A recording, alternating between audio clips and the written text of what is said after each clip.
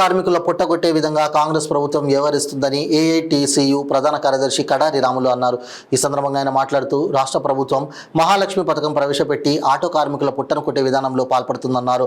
Auto కార్మికులు బ్రతకడానికి మార్గం చూపించాలని ప్రభుత్వాన్ని కోరారు. వారికి సంవత్సరానికి 15,000 రూపాయలు ఇవ్వాలని డిమాండ్ చేశారు. 50 సంవత్సరాల నిండిన కార్మికులకు పెన్షన్ అందించాలని రాష్ట్ర ప్రభుత్వాన్ని కోరారు. ఆటో కార్మికుల సమస్యలను వెంటనే పరిష్కరించాలని, లేదంటే పెద్ద ఎత్తున ఆందోళన చేస్తామని హెచ్చరించారు. ఈ కార్యక్రమంలో ఏఐటీసీయూ జిల్లా ప్రధాన కార్యదర్శి Kadari Ramulu, CITU Kodem Ramana, JAC auto కార్మికులు పాల్గొన్నారు.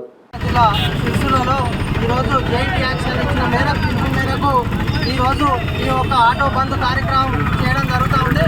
ప్రధానంగా ఈ రాష్ట్ర గవర్నమెంట్ కాంగ్రెస్ ప్రభుత్వం అధికారంలోకి వచ్చే ముందు ఇలా మహాలక్ష్మి పథకం పెట్టి కార్మికులను, ఆటో కార్మికుల ఒక పుట్టలు కొట్టే విధానంలో పాల్పడుతూ ఉంది. ప్రధానంగా మేము ఒకటే అడుగుతూ ఉన్నాం, మహాలక్ష్మి పథకం పెట్టడం మేము అద్దడం లేదు, కానీ కార్మికులు బతకడానికి మార్గం చూపించండి అని మేము అడుగుతూ ఉన్నాం.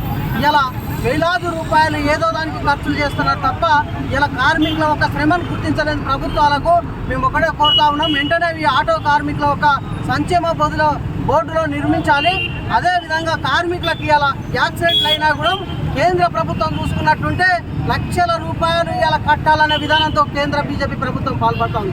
కానీ కార్మికులకు పొద్దుగాల పోతే ఇంటికి వచ్చేదాకా భరోసా ఉన్నదో లేదో తెలియని పరిస్థితులలో ఇలా కార్మికులు చేస్తూ ఉంటే కార్మికుల ఒక పొట్టలు కొట్టే విధానం మానుకొని కాంగ్రెస్ ప్రభుత్వం వెంటనే మెయిన్ పేస్టాల్లో పెట్టిన ప్రకారంగా కేరళ లాంటి రాష్ట్రాలు, పక్క రాష్ట్రం ఆంధ్రప్రదేశ్ ఇచ్చినటువంటి కార్మికులకు, ఆటో కార్మికులకు ఇచ్చిన విధంగా 15,000 వేతనం ఇవ్వాలి. ప్రతి నెల మేము 6,000 రూపాయలు ఇచ్చి 55 ఏళ్ళ కార్మికునికి 5,000 రూపాయల పెన్షన్ ఇవ్వాలని ఏఐటీసీగా కోరుతా ఉన్నాం.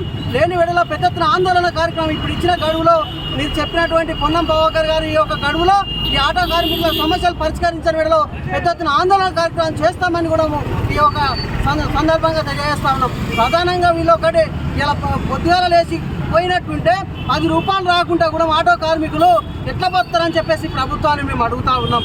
ఇలా నిత్యావసర సరుకుల మీద కూడా విచ్చలవిడి రేట్లు వేస్తే కార్మికునికి ఉపాధి లేక ఇబ్బందులు పడతా ఉన్నారు. వాళ్ళకు ఇలా ఆటో కిరాయిలు వెళ్ళక ఇబ్బందులు పడతా ఉన్నారు. ఫైనాన్స్ వాళ్ళు ఆటోలు గుంజుకపోయి ఇబ్బందులు పడతా ఉన్నారు. ఈ ప్రభుత్వం వ్యవహరిస్తూ ఉంది.